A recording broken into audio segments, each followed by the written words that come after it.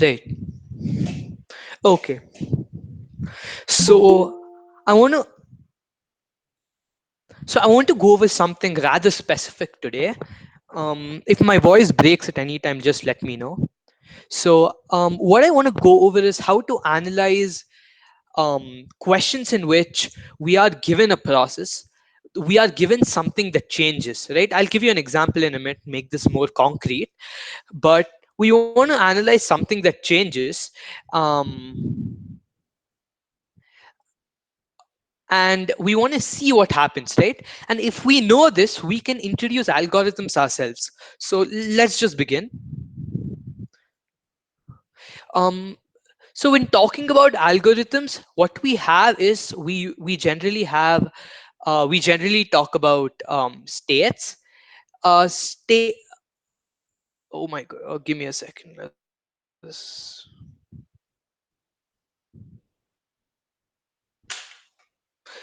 Right. So we talk about states, and what I mean by state is anything the algorithm runs through. Right. To give a more solid example, um, look at this question. Look at example two. Right. So what's happening here? The question says that the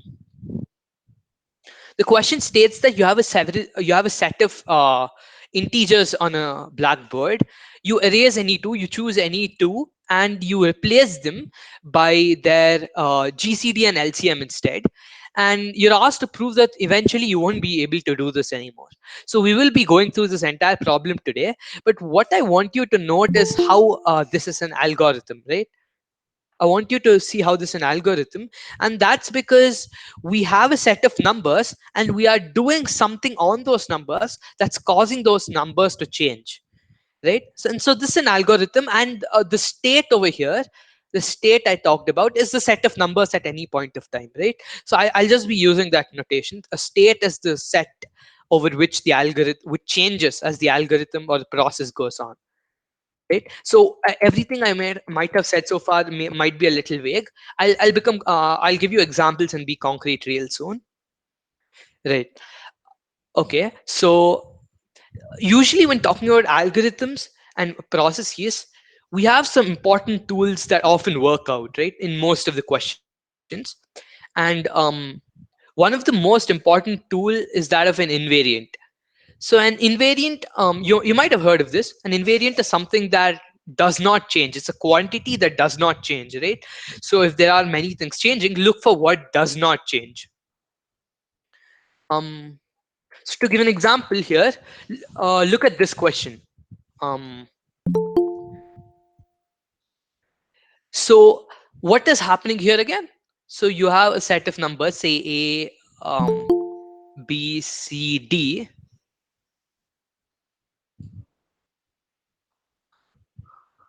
Oh, give me a minute.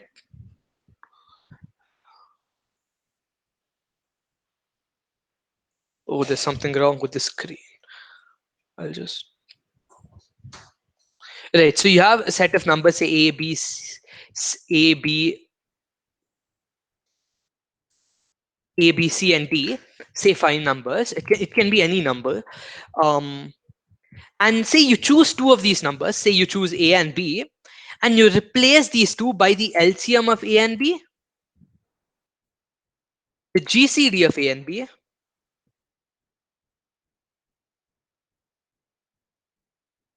and C, D, and E remain the same, right? And let's try and find an invariant here. So can anybody point out a quantity that relates these numbers that doesn't change? So can anybody do that? Right. Right, that's perfect. um so what is not changing here is the product of these numbers, right? That's amazing. So because A into B is, it's a well-known fact, right, that A into B is the LCM into the GCD. And because this is true, the product of the five numbers is an invariant. So we discovered an invariant. And how is this useful? Well, we'll solve the entire question in a while. But you'll notice that, for instance, if we now start off with something like 1, 2, 3, 4, and 5, we cannot end up with something like 200, 3, 4, and 1, because and then say 2, because the product of the five numbers must remain the same, right? So this is something we discovered. And what more, we can say that given because the only states that we can reach, the only set of numbers that we can reach from this starting set of numbers is the are sets with the same product, right? Like if we choose the product here is, I believe, 120, and if we choose if we do this algorithm, that is choosing two numbers, replacing them by the GCD and LCM, we the product of the numbers always has to remain the same, right? So we will use this in the future as we solve the problem. So that's an example of an invariant, and we'll be going over another example soon. And just to mention this, we will be going through another example for this. The extremal principle is another very important idea you might have heard of. It's more of a guideline, really. It states that when you have a set of things, right? You may have a set of numbers, you may have any sort of set. Look at the least or the greatest, right? And often you'll notice that these things do funny things that might help us solve problems, right? For instance, in the same question again, let's say you have, can anybody tell me in this question, if we have a couple of numbers, A, B, C, D, E, and if say A is the least number, can anybody notice something about this? Can anybody tell me what will happen to the least number of the series after a process, a step?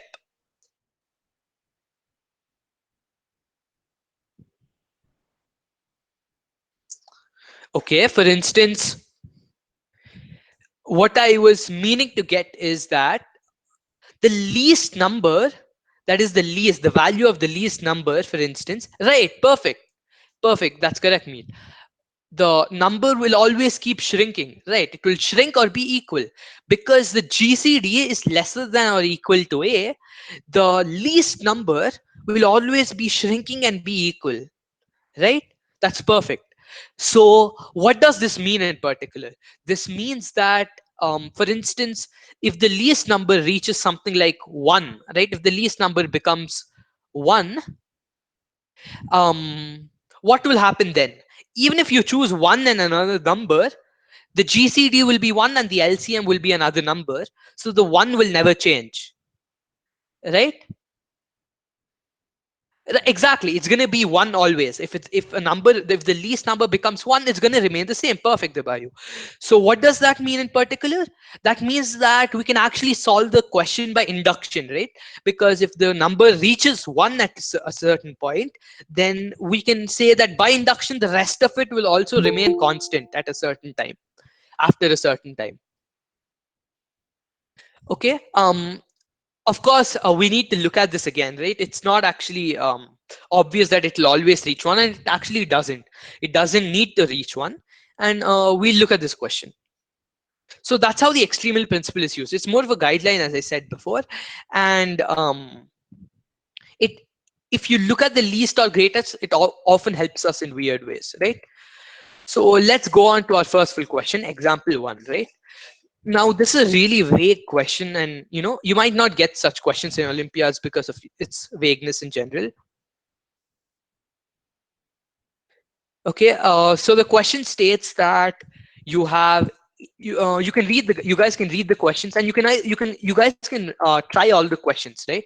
And I think I sent the handout, so you can try any question if you think you know something, if you think you know what we're doing right now. So it says that you have A, white balls, chips, B, black chips, and C, red chips. And what you do is you take two balls. You say you take one white ball and a black ball, and you replace it by a red ball. And you keep doing this again and again and again until you are left with only one ball, right? Because you will see that every time the number of balls reduces by the number, I'm sorry, the number of chips reduces by one. So of course it'll take a plus b plus c minus one moves to come to one chip. But they are asking, when can this fight, if they're asking if just one chip will remain at the end, its color will not depend on the evolution of the game. So this is a statement, right? That they're not asking, this is a statement. They're saying that only one chip will remain at the end of the game. So let's try something, right? What can be the end states, right? Of course it's possible that you have only one chip at the end, but can you guys think of any other end states, right? In such a way that after that end state you cannot move anymore, you cannot do this anymore. So can you guys think of any such things, any end states?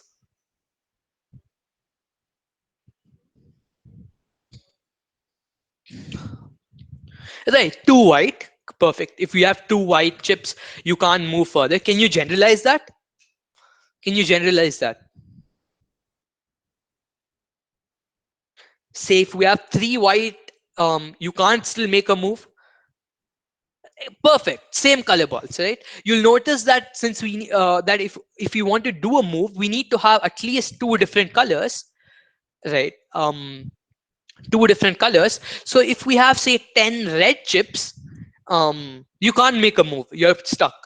So what they are saying in the question, they're telling you that you have only one chip left in the end, right? So they're saying that it the end state is not such that you have, more than one chip. You have exactly one chip left in the end. And so that's a statement they're giving. And they're saying that its evolution will not depend on the evolution of the game. That it's a really vague question, to be honest. And um and I got this from Arthur Angle's book Problem Solving Strategies. um so now they're asking, when can this final state be reached, right? So let's try to analyze what's going on, right? So if we have A white, B black, and C red, right? Okay, let's try a few examples as a matter of fact. Let's say we have 2, 3, and 4, right? A, B, C is 2, 3, and 4. We have 2 white, 3 black, and 4 red. And say we choose black and red and turn it into a white one. So then we'll have 3, 2, and 3, right? So now what we're going to do is we're going to try and search for an invariant. We're going to try and search for a quantity that relates these, which stays constant, right? Now you'll notice that 2 plus 3 is 3 plus 2, but then again that's not very useful, because that only happened because we didn't choose the 2 but we chose the 3 and the 4. So can any of you guys think of an invariant? Can you think of a certain quantity that doesn't change? And if you want a hint, the idea is to think about odd and even, right? To think about parity. And parity, the fact that something is odd or even, is a very important invariant. So can you think of any invariant? A plus B plus C is even, but see, for instance, here it's odd. If our initial state is odd, it then turns into even, right? Right. So that doesn't work. Parity keeps changing after. Oh, give me a second. Parity keeps changing after each move. True, but that's not an invariant. But that is a useful fact. It might be a useful fact, and right. So if the initially the parity of that is the parity of the sum, right? The parity of A plus B plus C is odd, then it's going to be even, then it's going to be odd, etc. That works, right? Okay, so let's actually search for something, right? Um, so you'll notice. So what is actually happening? You're reducing by difference of two numbers is the same. Difference of what two numbers? See, there are three numbers, right? So you can't any two. Is that? I don't think that's true, right? See, the difference of 3 and 4 will be the same because they both reduced by 1. But the difference of 3 and 2 here, it was thing. Right. That's perfect. That's perfect. As a matter of fact, that's what we need, right? So yeah, perfect. So to for those who didn't fully understand what Himadri said, that's perfect. Let's take the difference between the black and the red chips, right? So the difference between here, the black and the red chips here is 1 in the first step. It's 1 also in the second step. And the fact is that you'll notice that even if we choose we don't choose the two of these, right? Say we choose the white and the black, the first two, then it will become 2, 1, and 4. The difference will be 3, right? So what is actually happening? Because we're either decreasing both numbers at the same time. Take any two numbers, take any two colors, I mean, I'm really sorry. We're either decreasing both of their numbers at the same time, or we're decreasing one and increasing one, right? So this actually means that um the parity of the difference between any two of these is the same. So that's perfect. Okay, so that's an invariant we found, and this might actually be useful, right? So an invariant is something that doesn't change. So the best thing to do when you find an invariant is to compare the starting to the final and see what you get, right? So what final state do you actually want? Okay, so what final state do you want? You want a state of the form 1 0 0, where you have one of this, zero of the other two, right? And we've also noted that if the difference is odd initially, if the difference is odd initially, it's always going to stay odd. And if the difference is even, the difference is always going to stay even, right? Which also means that, for instance, because the difference between, say, in this example, the difference between the 2 and the 4, that is the difference between white and red, is even. And in the final state here, this is what we hope for, it's odd. The final ball that is left cannot be white, right? Now, can you guys tell me which color in this example, in this specific 2 3 4 example, can be the one left in the end? Can you tell me what color will be left if only one is left? If only one ball, right? Perfect, black, because that's perfect. And the reason for that is you can achieve a 0 1 0 because the difference between the 1 and the 0 here, for instance, is odd, and it was odd initially as well, right? The difference between white and red is even, 0. 0 minus 0 is 0, right? Parity remains odd, right? And it was initially even as well. So this is something that we can achieve. I hope you all can see that, right? So that's what the rules tell us. This is something we can achieve. And in particular, um, white or red in this very specific example cannot be the one color to be left. It can only be black, right? Now I will let you finish the question fully. That is, you need to generalize to the ABC in general, right? For example, you'll notice that if you have 2 4 and 2 as the initial state, the difference between all three is even, right? So you cannot actually have one, only one left. So you cannot, and this holds even in the case of, say, 1 3 5, where all are odd or all are even. You will notice that in the end, if you do any sort of steps, you cannot reach the 0 1 0. Notice that we don't actually care about the details of what's happening, right? We don't actually care about that. We are only noticing that because in this case, in both of these cases, the difference between, what do I do? Oh, sorry about that. So 2 4 6 is one example, and 1 3 5. is another example. And in both of these initial, oh, it's right here, right? Never mind. So in both of these initial states, because the difference between any two colors is always odd, right? Is always even. It cannot actually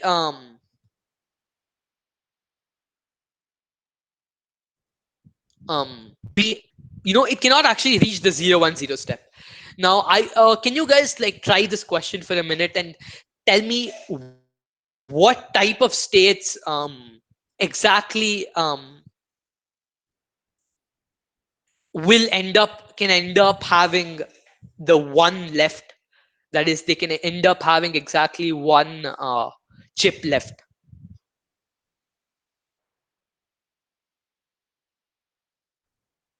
Can you guys, because in the format I'm asking is I'm telling you that if all the three numbers are odd or all the three are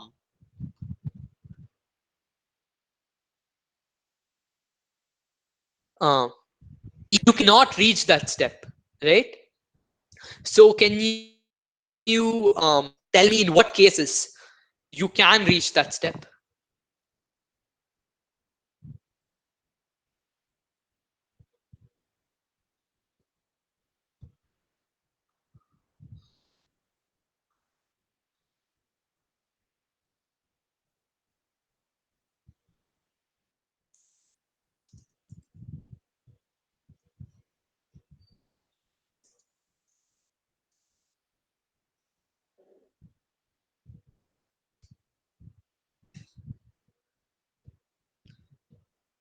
Perfect, right? Perfect. What Himadri said actually always works. That is, if one of them is odd and the other two are even, or if one of them is even and the other two are odd, it always works. Okay, and I want you guys to check this and solve this on your own. I'll let you do that, and it's just easy. It's just checking the differences, and as might be obvious, the one which is the different parity will be the one which can end up having only one chip left, right? So that was a simple parity question. We'll move on now. We'll move on to the next question. So give me a minute. So I'll come back to this Putnam question, and I'll give you an example of using of the extremal principle. So can you guys just read this question for a minute?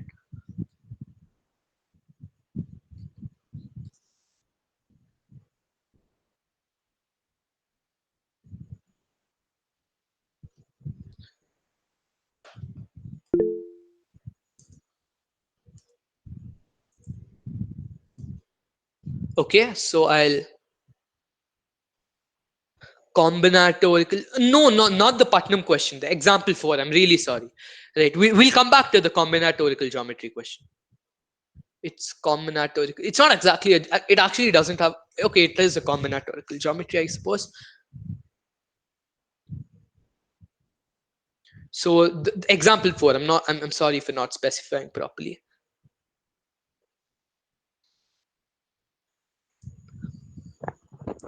Right. So what the question is saying is that you have a bunch of cards, right? Right. So you have a bunch of cards in some order. Uh,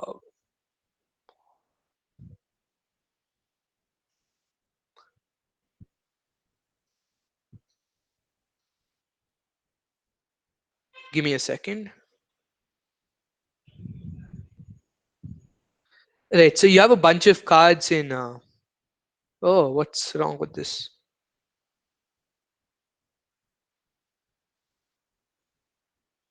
Never mind. So let's say you have one. Let's take n equals 5, right? Yeah, it is sort of famous, right? This problem is sort of famous. I just wanted to. I'll go over through it quickly. I just wanted to emphasize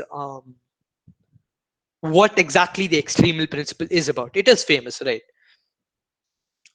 I think so at least.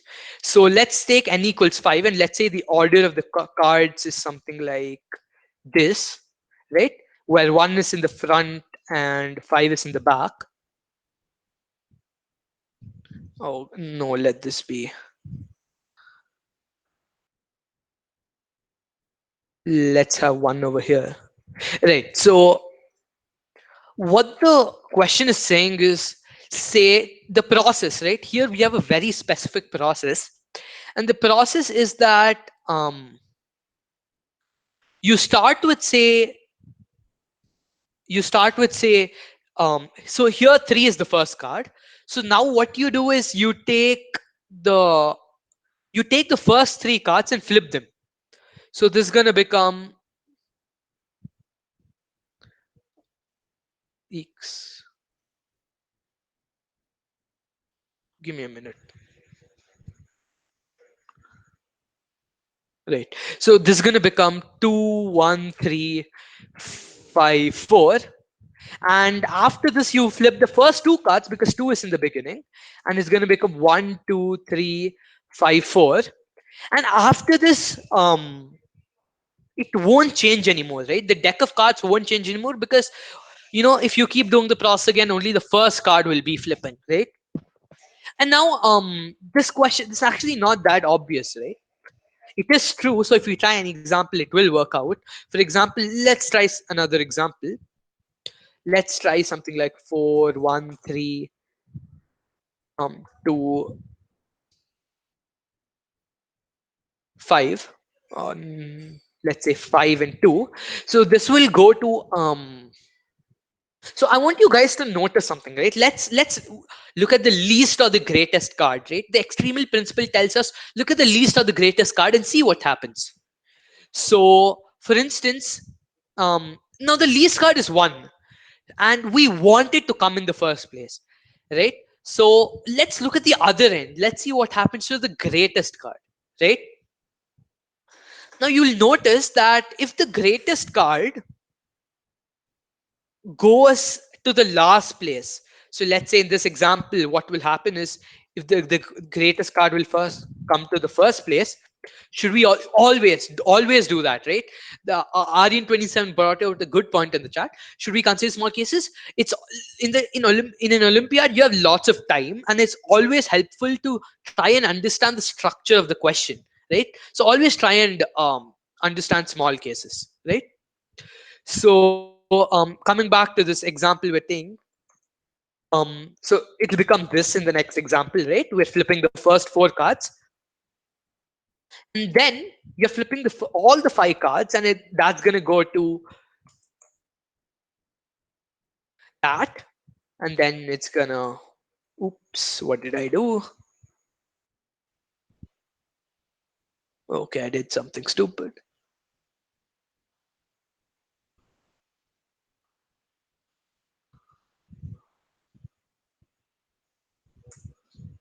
Oh, never mind. Yeah, I'm really sorry about that. I did something there, and but anyway, this is the most recent state, and then that's gonna go to 4 to what's happening.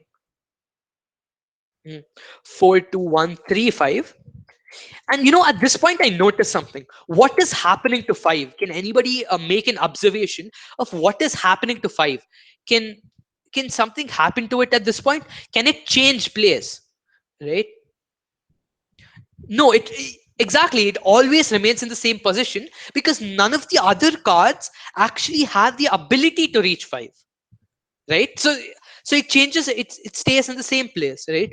And this, to me, this reeks of induction. Because what's happening here? Hmm. Right, this reeks of induction because if 5 is in the last place, we don't even need to think about it anymore, and then we can only consider the first 4 places. um so what does that mean? Okay, so let's now, what we need to do to prove the thing, then to prove the problem, is to show that 5 always goes to the last place, right? To prove that 5 always goes to the last place. And this actually might not be true, as is obvious in this question. So we need to be more clear about what exactly is happening here. Now we know that if 5 goes to the last place, now we need to okay, so what exactly do we need to show? Can you, any of you, try to think of something we can, how somehow you can use this information to get an answer? That is, we showed that if 5 goes to the last place, it won't change again. This is rather um if Max number always reaches the last position, we are done, right? But it doesn't always reach the last position, as is obvious. The one can reach the first place um before this. So before I go further, I want to introduce another very important idea, right? And so it's this thing I've called lemma X here, right? So what I'm talking about is that if we have, say, if you have a finite number of states, say 3 states, and let's say these are 1, 2, and 3, the states, right? And let's say 1 goes to 2, 3 goes to 1. Oh, oops. 3 goes to 1 and 2 goes to 3. I'm really sorry about the my screen is sort of bad today. Yeah, so this happens. Now, what I'm trying to say is that if you only have a finite number of states that the algorithm can reach, the process must eventually repeat or stay constant, right? And why is this true? And to be specific, I'm talking about algorithms where if you're in a state 1, then you have to go to 2, and if you're in a state 2, you have to go to 3, right? And so why is this true? Can anybody give a short sketch?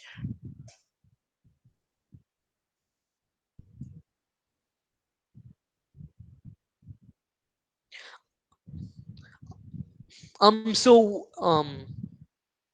right. So what exactly is happening is that the proof is by pigeonhole, right? So if you only have a finite number of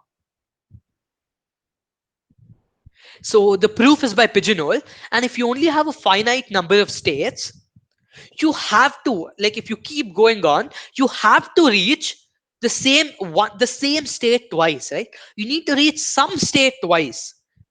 And if you reach the same state twice, the entire algorithm has to repeat. It's compulsory. Can you guys see why? If you have 20 states, somewhere in the first 21 moves, your algorithm has to repeat, because it has to start um going to, like, for instance, I'm really sorry, I'm giving bad examples. Let me give you a concrete example. Let's say you have something with 5 states, 1, 2, 3, 4, 5. These are just labels. um right, infinite pigeons, infinite pigeonholes. And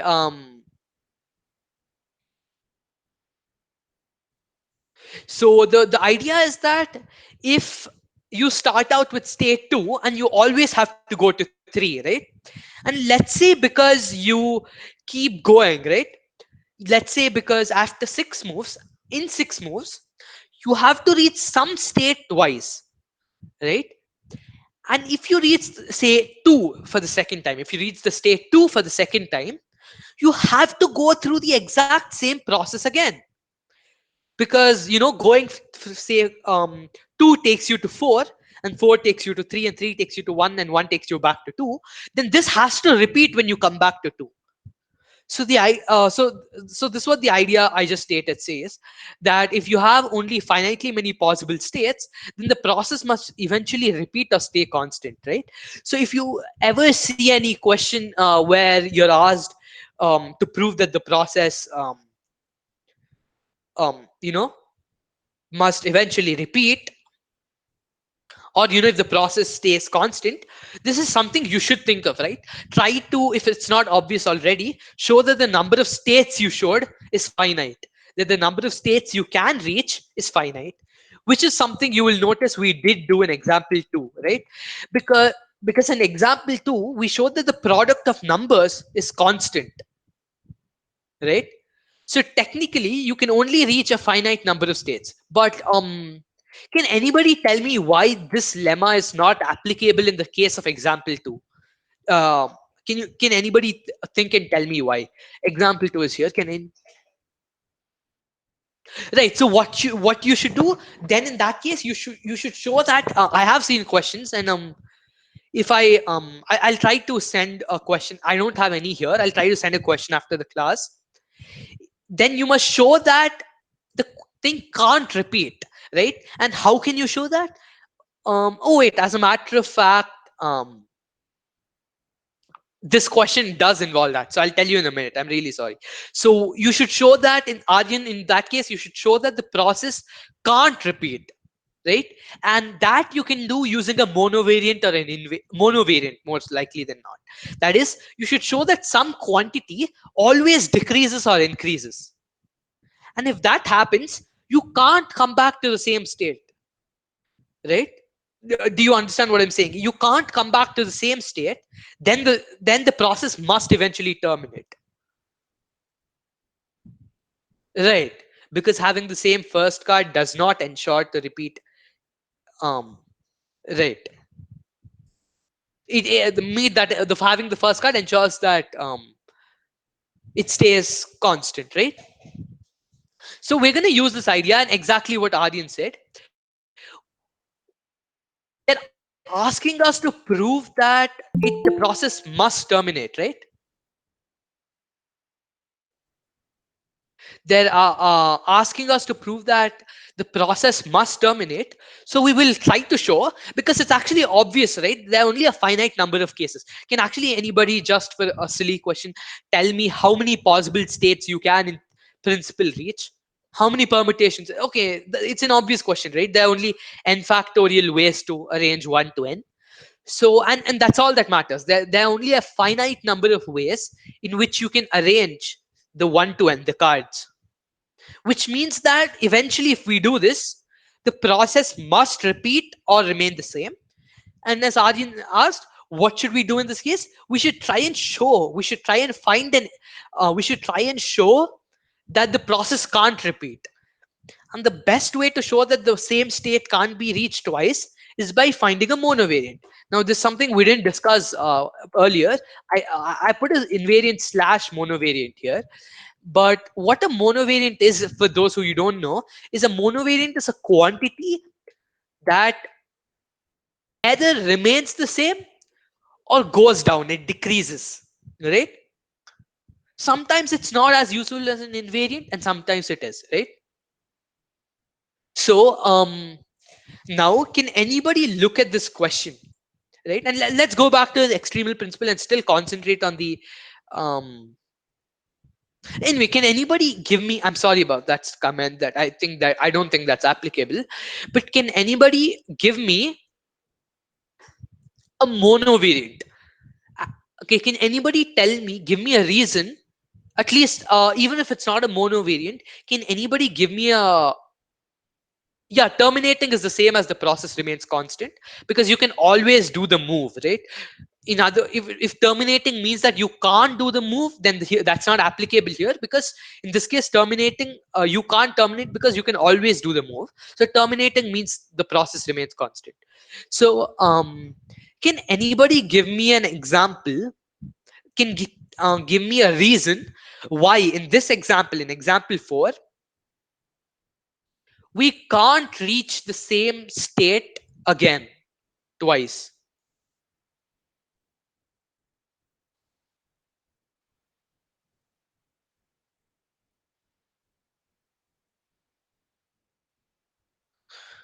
It's not that trivial, I think. But um if we do that, we're done, right?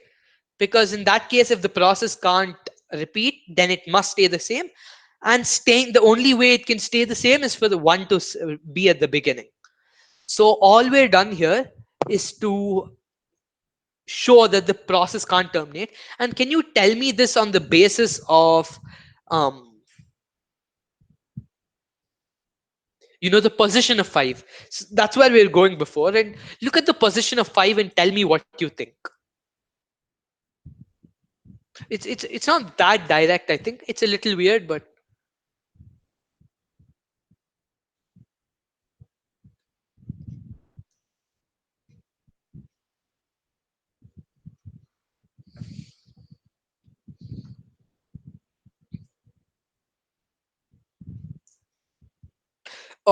one hint is that the if you want the five, if you want the five to reach the end, then in the previous move it must come to the first place, right? It must have come to the first place. Can you see something about that?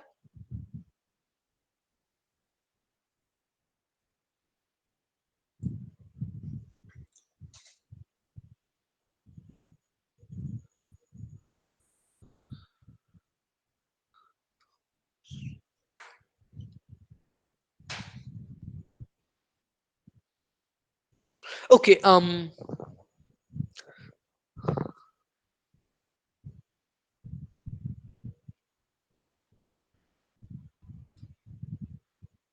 this question does require a little thinking, I think. So can you just guys think? Okay, here's another clue. See what happens to the last place. See, then write it down. I want you guys to write some examples down and try it out. See what's happening of the last place. Position of one at last. So the we need the, right. So that's an idea. So you want to look at the position of one in the end, and in the end it comes to the first place, right? So what do you get out of that? What can you get out of that? That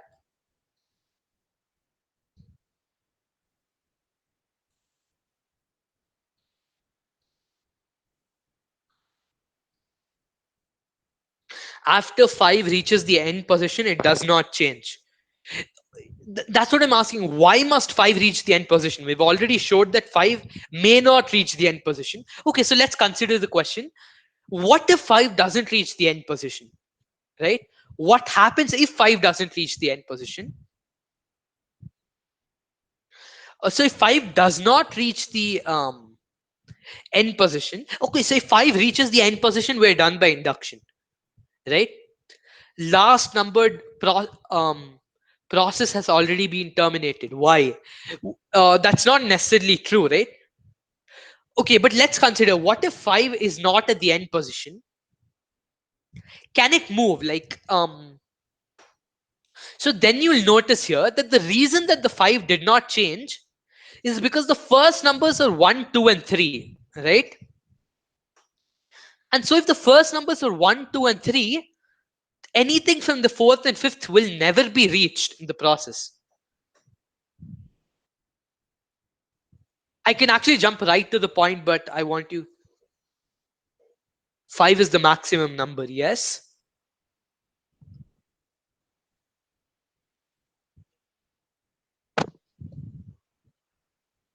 Arjun, how do you what do you, how are you going to use that? 5 must be at first the moment then, right?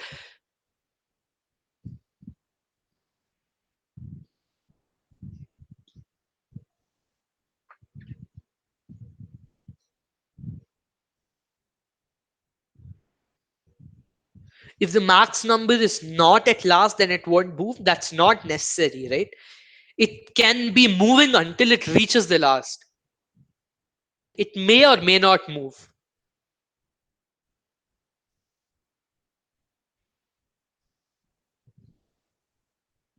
Okay, here's another idea.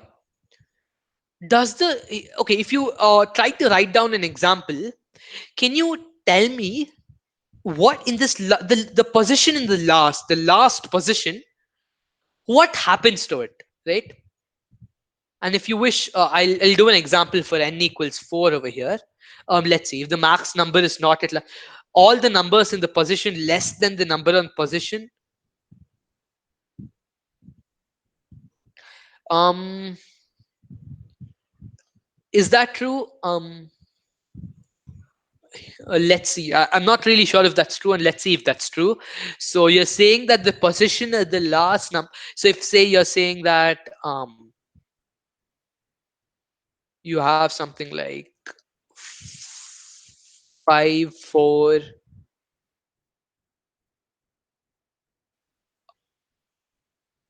Oh no, I'm sorry here. 5 4 1 2. Oh no, what's happening here? Something's wrong with my. I'm really sorry.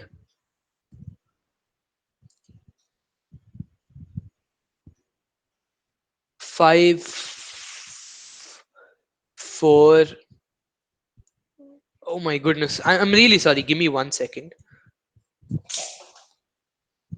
You know what? I'll actually put this in chat. So let's say we have 5 4 1 2 3, and yeah, right. So because after this you'll get 3 2 1 4 5, and the position in the second last one has changed. So this is not true, right? This is not true.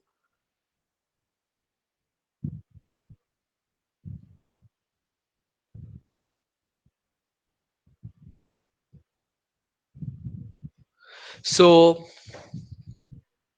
okay, can you guys observe the position in the last place, right? The number in the last place. So now, till now, we're looking at a specific number and seeing where it's going. But if k is at the top, then after the maximum number of the first k cards, the cards do not move. That is 3 1 2 4 5. Then the maximum number in the first two numbers is 3, and after not do not move. Let's see. Oh, yeah, this might be useful, right? That's a good point. So let's try this out. So your statement is definitely so true. Krutat is saying that in the first move, let's say in the first move, actually at any move, if the first number is say 4, then the fifth card and the maximum, let's say the first number is 3, right? And then in the first three numbers, if 5 is not there, right, then the last card will never be disturbed, because you can only reach the first four. So so I think Krutat explained it better than I did. So you should so that is an observation. And I'm being vague here because there are many ways that work, right? I know a way that will work, but there are many ways that actually solve this question. Okay, so till now, as I was saying, you guys are looking at the position of a card, of a number, and then looking at where it goes. So, a good way to improvise yourself is to, try to exactly phrase what you're doing, right? So, I phrased what you were doing. So, can you instead look at instead of looking at a fixed number and looking at where it's going, can you look at a fixed position, say the last position, and look at the cards that are coming there? And in this case, I am telling you, you might find something useful if you look at the last position. Can you do that?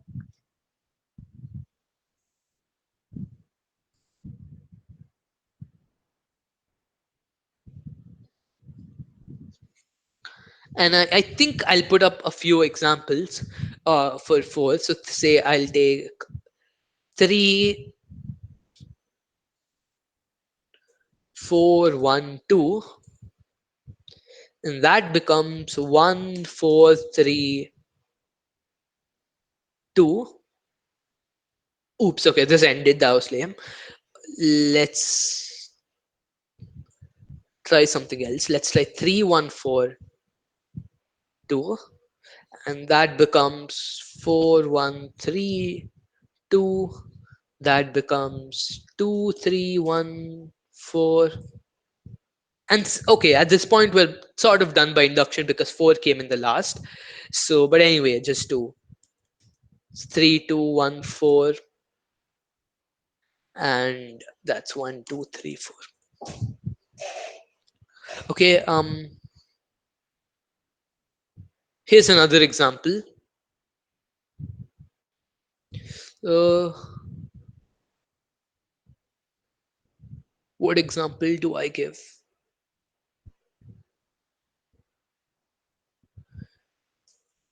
Hmm, let's say you have something like 2413,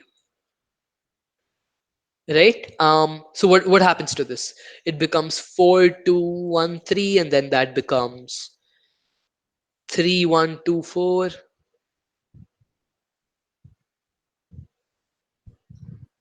and that becomes 2134, and you're done. 1234. So can any of you guys see what's happening to the last number, the last position? Make the most obvious guess you can. What's happening to the last digit? It's increasing, right? So at this point our observations tells us it's increasing. It's a monovariate, and it's actually not increasing, but it's non-decreasing. It can remain the same. So can we actually try to prove this? Is this true? Can you prove it?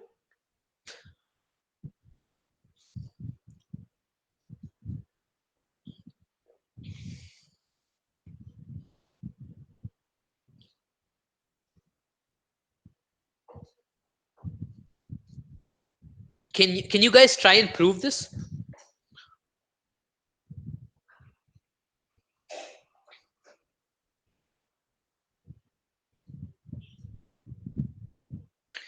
It will only move. What will move? I didn't understand you, Krita. The last place, right? So you're saying that it will only move if the first number is n, in which case it will come to the last. Right. So that's perfect. So you're saying that it will only change if the last number is n, right? That works. Hmm.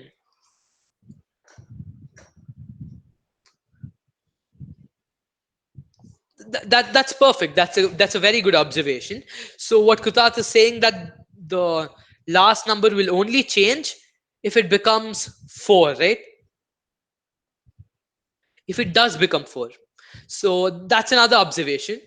But as it happens, we need to dig in a little more to solve this problem, right? So this doesn't solve this problem as yet, and we need to dig in a little more. Now, can you guys go up to the examples and try once again that's an amazing example, Kutat. I'm trying to actually give you, if the largest number is at the end, then we're done. If it's 3, if the last number is 3, then it would change only if there's 4 at the start, and we get 4 into the end, which follows our claim. We can do the same. Right, that's almost the answer, right? Can you generalize this? Can you generalize this for any n? The Debayu is saying that if the largest number is at the end, we're done by induction, right? If the largest number, if it's 3, if 3 is at the last, then it'll only change if there's 4 at the start, right? You can induct. The finish of this question, see, the thing is, before we go ahead, you'll notice that we actually have our ending done, right?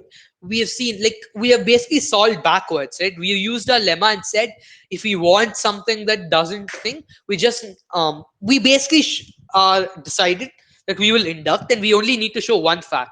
So the thing is, in an olympiad, if you have a question, do whatever it takes to reduce the question even by a little bit. Or not all solutions are perfect, right? Yeah. So what Debayu is saying, that is that if the last number is at the end, we're done by induction. If you have any other number at the end, they will only change if the largest number comes to the beginning, right? But so now we have two cases: the largest number can come to the beginning, or it may not, right? Now you'll notice, okay, let's actually word this out, and then maybe you can solve it. If the largest number comes to the beginning, we're done by induction. However, if the largest number does not come to the beginning ever, like if we keep doing it, and the largest number never comes to the beginning, right? What does that mean?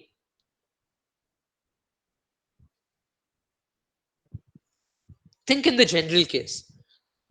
Is it possible for the largest number never to come? It's obviously possible, as was said before, right? See, in this 21354, the largest number never comes to the beginning, which happens to be true in that case, right? But can you tell me when the largest number will not come to the beginning? As a matter of fact, is it true that the largest number will not come to the beginning if it stays constant?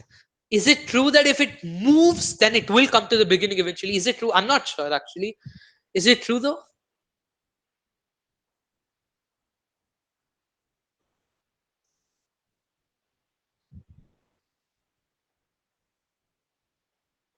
Hmm.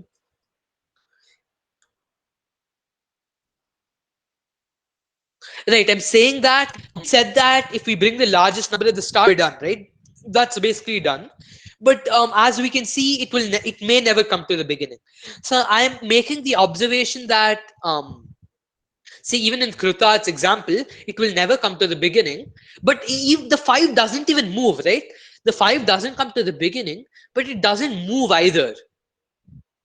So if the five doesn't come to the beginning, then is it true that the five won't move? Because if that is true, then we're done. Because if say three, if we have 3, 2, 1, 5, 4, I'll finish this question in a minute. If you have, because you guys are getting really close, that's awesome. If you have 3, 2, 1, 5, 4, as Krutat said, if the five doesn't come to the beginning, right? Oh wait, let me use this. 3, 2, 1, 5, 4. If the five never moves, then anything to the right of it will also not move. The 5 and the 4 will not move, and then you're also done by induction. Did you understand what I'm saying? Am I audible? Right. Okay, as a matter of fact, this happens to be almost the end of the question, and I want to leave the rest of the question to you, right? It's almost done. Figure the details out, and you can post it on Discord. You can post it on. You can post it on this. You can post the answer to this question. I'll let you finish it. You can post it and ask for hints if you don't get it. So then now I can. I'll move on to the next question then, right?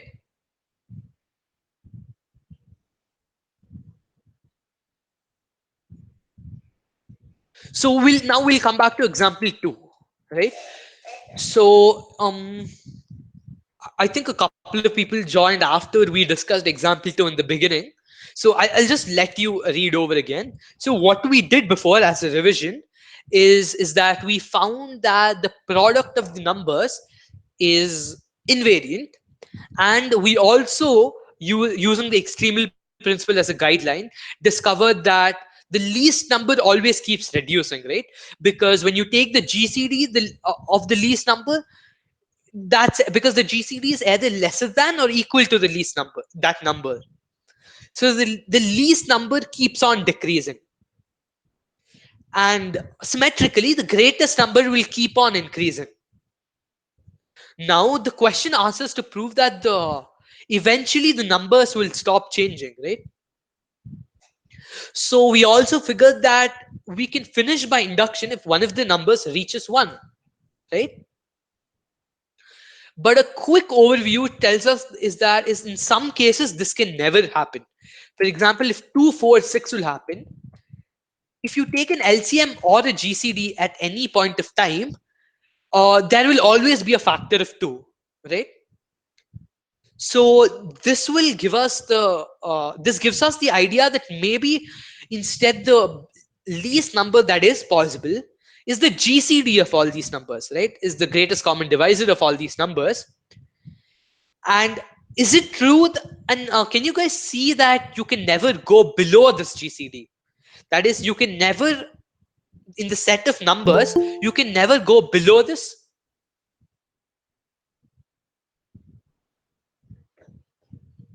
Right. So this means that in particular, if we prove that we will reach this at some point, then we're done by induction.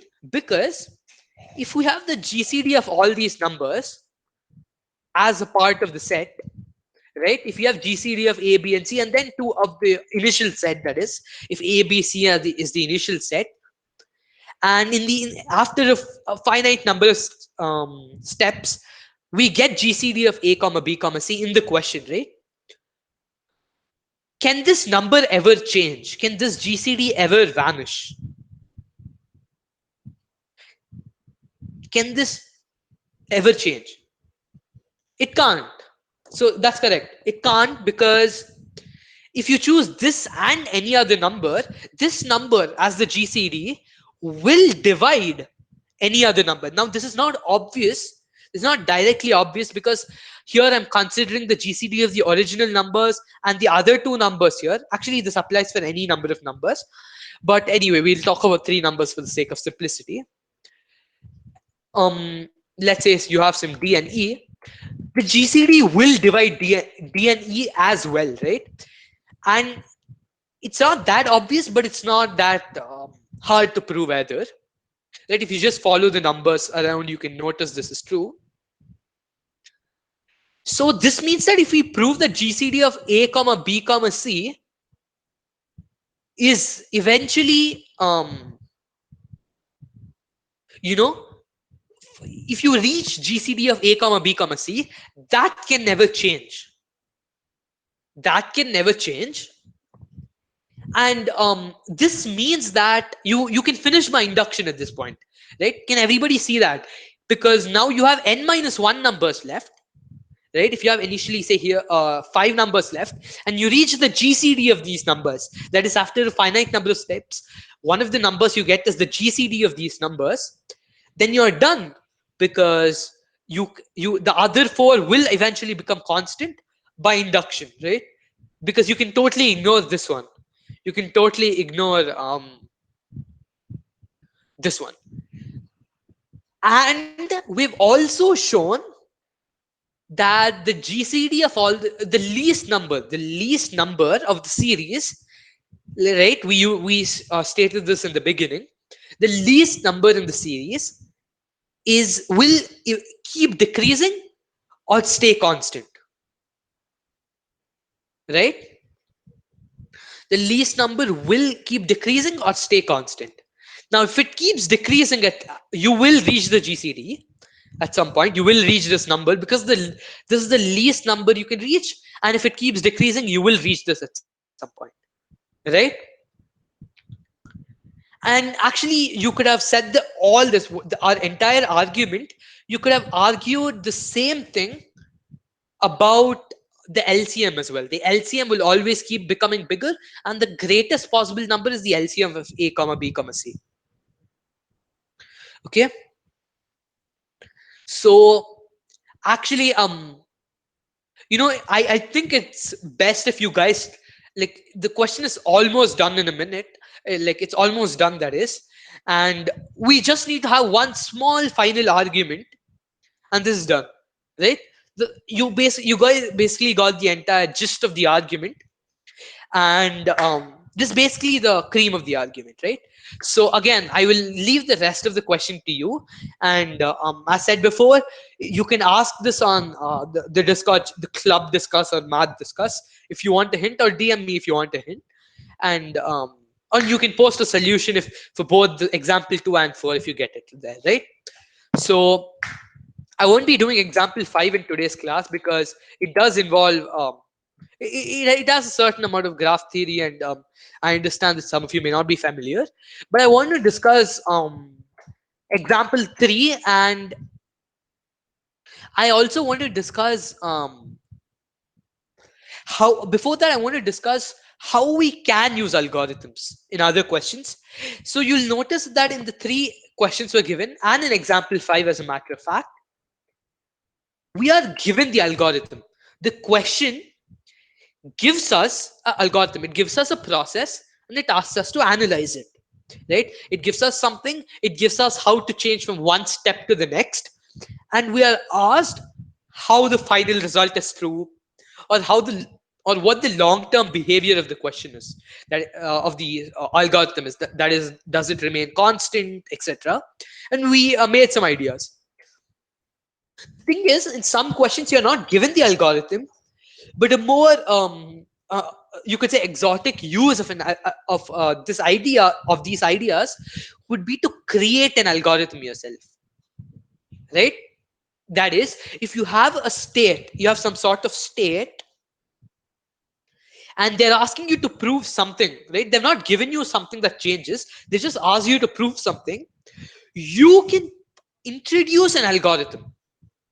You can yourself introduce an algorithm um, on this state. You can introduce an algorithm um, on these states. And how might that help you? Like, what can you use it for? Well,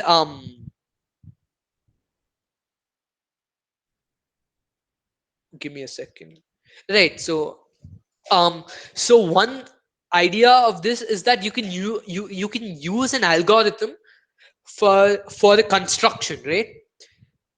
That is, there, say you're given, some combinatorial structure. I'm really sorry, but I'm being vague, and if you want, I can actually give you an example later on. um so that is, I'll post a question that uses this idea. But say you're asked to prove that something exists, right? Say you're asked to prove that a certain graph with these properties are possible. Or you're asked, say in this question, look at example 3, they're asking you asking you if it is possible to join n red and n blue points such that something is true, right? And the answer for this is yes, right? Actually, the answer for this is yes. And this is actually a pretty famous problem. I think this is what he's talking about. um, so what are they saying, right? They're so what are they saying? They're asking us to prove if it is possible for such a construction to exist. They can't be collinear. No, no. Actually, the question, I didn't. To be honest, I didn't. I just put the question out of what I did remember. The points, to be honest, are in general position. So if you have n points in general position, that means that no three of the points are collinear, and no three lines drawn between them are concurrent,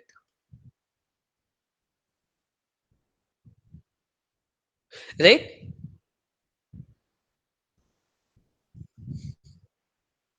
So the thing is, what you can do, okay, what you can do, okay, I'm giving you an ideas to use in further problems. What you can do is you can start at a random example, or you can start at a fixed you can start at a random like in this example, as it happens, what does work is if you choose some random set of segments, right? You choose a random line segments, and you perform an algorithm, and you show that you can reach an algorithm such that that is true. So basically what you're doing is you're using the algorithm to make a construction, right? You're using the algorithm to make a construction. So this is a really good use. And as it happens, like, I don't want to spoil this question in case you haven't done it, but as it happens, the algorithm is the most obvious one. The algorithm is, if you have any two, like, basically what you do is you connect any n red points to any n blue points, right? So you have any n line segments, and they may intersect a lot. And if you have any two line segments which cross, uncross them, right? And keep doing this, right? And what you do need to show, right? What you do need to show is that this will eventually give us something. It will eventually give us a graph. It will eventually give us a bunch of line segments that will not intersect. So you'll notice, so this is the solution. I basically told you the solution, but the proving part is somewhat harder than you might think, because like, basically you need to show that this eventually stops, and for that you need to show that the number of intersections reduces. But actually that happens to be false, right? The number of intersections will not reduce. Say if you have a certain line like this, then after this you may actually have the same number of intersections, or even more. So here, so if that was the initial case and you uncrossed them, there you had one intersection, and here you have two, right? So all this works, but so the invariant that is actually the monovariant, right? In this case, you'll find the monovariant. The monovariant that is involved and is here in this case is distance dependent. Okay, I'm telling you that it's somewhat involving the distances of the line segment, and this is not that hard of a problem if you know this. But I wanted you to understand how what we exactly are doing here. We ourselves are introducing an algorithm to solve the question. So the and in this case, what we did is we introduced a construction, right? Used an algorithm to create a construction. So here we can start any random example, and that works. I also happen to remember, I think, graph theory problem where we use the same idea to show that you start from a fixed thing and use an algorithm. I'll send that problem by tomorrow as well. So okay, I hope you understood. Like, I'm not going to solve example 3 fully either, because I don't want to keep you guys for too much time. But I hope you understand this idea of a construction I was saying, right? So I think so just to paraphrase what I'd written, if we are trying to prove there always exists a state such that some condition is satisfied, then one way is to find an algorithm that takes possibly random some state, it converts a random or a possibly fixed state to something that works, right? And there are a million possibilities in what you can do when you're introducing algorithms, right? What you can do as well is to you can also prove a contradiction sometimes, like assume the contradiction and introduce an algorithm to show that something is false. Okay. So using for a construction is one example of a thing. And if you want, I can send you I'll put a few problems that use this idea in club. I couldn't discuss them today, but I can put a few things later. So just to wrap up, oh, you can try example 5 on your own. The reason I didn't do this is because, as I said, you might not know graph theory, but this is slightly spoilerish. Yes, sum of distances is a monovariant. That is true, Aryan. You can use the triangle inequality to prove that the sum of distances is a monovariant. It's actually this the Putnam example is actually shown as a typical monovariant question. But to be honest, this idea, this monovariant idea, is this algorithm idea. I mean, the algorithm idea is the more important, right? The idea, you're thinking, okay, you have a set of points and you want to construct something specific, and one idea, if you can't explicitly construct it, one idea to do that is to use an algorithm, start at a random point and describe an algorithm that will always take you to the final thing. And the fact that you need to show that this actually works, you have to use using what Aryan said, the sum of distances is the monovariant. And you can try to prove that this happens by the triangle inequality. That is, you try to prove that the sum of distances of all the things is invariant. The thing is that most people actually try to show that the number of intersections reduces after doing this, but that's false, right? And so what Aryan said works, right? Yeah, so anyway, example 5 is a really nice problem that involves an invariant, right? So you need to find an invariant, and it actually is a little bit harder because it actually involves a certain fact that you might or might not know involving trees, right? Raghav says, can't we consider a bipartite graph with parallel bipartition?